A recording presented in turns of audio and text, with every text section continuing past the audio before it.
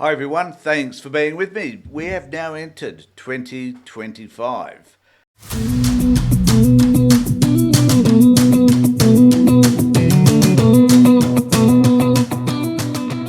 And I've just taken some time to reflect back on how it was for 2024.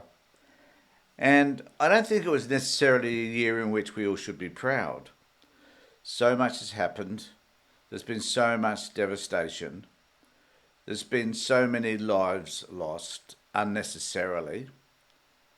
There's been an election in Britain which brought about a change of government, but in turn has brought into government a party who now has reached the lowest in popularity votes that one could ever imagine, and will probably get booted out next time. Nigel Farage perhaps would increase his position within the UK government. There's even been some bizarre talking about Nigel Farage becoming Prime Minister. Won't happen, but the right becoming more influential in UK politics. We're seeing the right wing becoming more influential in Europe in general, in Germany in particular, and France. Right wing influence has increased. Um, we're seeing the Middle East change in terms of its the confrontation that we've had in Gaza, the over 40,000 people that have been killed in Gaza, mostly women and children. We're seeing Israel developing and increasing its influence in the Middle East by attacking places within Syria, certainly Lebanon, and dealing with Hezbollah in a way which has made them weaker, and in turn Iran weaker because Hezbollah was their proxy. Iran's become weaker, more vulnerable, and is likely to become, if it becomes vulnerable enough, is likely to become more hostile. And then we could turn, I'll just talk a little bit about Australia. Australia has had a Labor government for the last 3 years. We're due for an election next year, or this year, I should say now. And that as a result of that election, we're likely to either change government or have a minority Labor government. One of those two are distinct possibilities. So Australia isn't looking all that good either, because the Liberal National Party are anti-woke. So they don't accept any progressive ideas. They'll be extremely negative. I'm going to do a post actually at some point about all the negativity that is reflected by the Liberal National Party and their lack of ability to be able to discuss openly policies that really would help the population, but they decline to vote for. I'll talk about those in another post. And then, of course, we have the Pacific region, which is contested because China, in its wisdom, has decided that it will endeavour to assist some of these Pacific islands, our neighbours, in fact. It will endeavour to assist them in terms of building ports and other infrastructure so that they could develop some sort of influence over the Pacific region. Australia stepped into that space and has decided to develop and build relationships with China, and also to increase our influence with those countries that are our neighbours, Fiji, Vanuatu, Nauru, and a whole host of other places within the Pacific region. And so in order to be able to counter, I guess, what the Chinese are doing. At the same time, Australia has endeavoured to improve relationships with China so that we can have a better trade deal with them, which we've been able to do. The Morrison government destroyed all of that. We're antagonistic towards China and so on. And then we have, of course, and I'm running through a lot of stuff here, so bear with me. And then we have AUKUS, which is an agreement between the United States and the UK in relation to providing nuclear submarines. A problem that will develop this year because it is likely that the US is likely to be able to say, well, we're not going to provide the funding required for that. Either that or Australia will have to pay more for those submarines. And a lot of that will depend on whether or not our relationship with Donald Trump becomes sour because of Donald Trump's attitudes and particularly because of the tariffs that he might impose on the rest of the world in order to make America more isolationist. So that's the world except for the US. And my fear about the US and the chaos that will cause is a worldwide concern because it is likely that the US will become, as I said, more isolationist, that they will withdraw from places from NATO. And I didn't mention Ukraine in that summary either, and it's important to recognise the war in Ukraine, the fact that Putin is at a stalemate in Ukraine. He's had to bring over North Koreans who are losing their lives because he simply can't provide the forces anymore. And that Trump is likely to negotiate some sort of peace deal which probably won't sit well with Zelensky. But will force that issue in order to bring an end to that war, which will diminish the power of Ukraine and certainly increase the power of Putin. So there are these complicated and involved issues that are going to happen this year. And the prime factor around all of that is the uncertainty, I think, that sits around Donald Trump. The fact that this man has no ideology, it only makes decisions based on the last person he spoke to in a room, has no empathy for anybody else apart from himself, is solely focused on ingratiating and creating wealth for the oligarchs around him, namely Elon Musk, Bezos, and the tech people at Silicon Valley.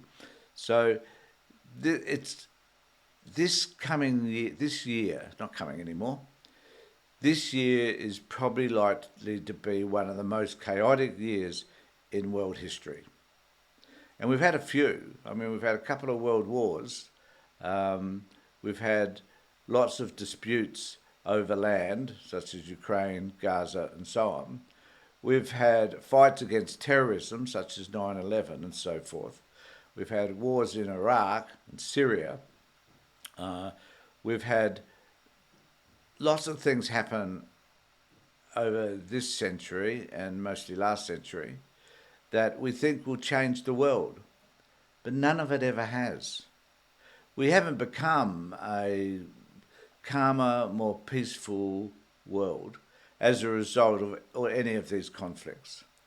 We've put in place the world order, such as NATO and AUKUS and other alliances with other countries.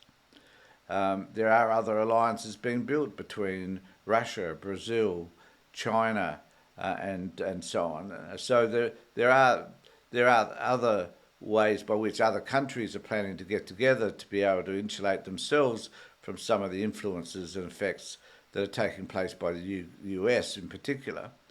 And there's a pushback happening around all of that, and that's very well, but there is not one sense of unity that I see where the world gets together. But, and Gaza was that opportunity. Gaza was an opportunity for people to be able, or for the world to be able to say en masse what the IDF are doing is wrong. But they failed in that. As time goes by, more and more people are saying, well, clearly there is a genocide or there's an unrealistic number of people that have been killed as a result of this war, that we still can't find the tunnels that you speak of, why are we bombing hospitals and schools and refugee camps? Where's the strategy in any of that?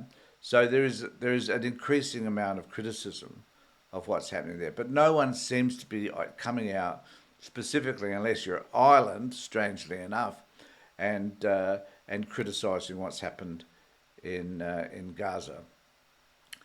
Hopefully that will change in 2025, where people will say enough is enough. And on the other hand, you've got Trump telling the world that the Panama Canal needs to be given back to them. The Panama Canal isn't even in their country, for Christ's sake. So how in the hell he plans to do that, I will never know. That Canada should be the 51st state and Trudeau should be the governor, which is just a bizarre notion in itself. How in the hell he plans to enact that remains to be seen. That Mexico should be invaded so that the refugees that come through Mexico could stop, and as a result of all of that, and there'll be his attack on NATO, which has begun. He did that back in 2019. So the attack on NATO will continue, and as a result of that, the United States will alienate themselves even more, not just through the trade war, but through agreements that the United States has had historically in relation to maintaining peace in the world. So my prediction is that in 2025, the world will realign completely differently than it has before.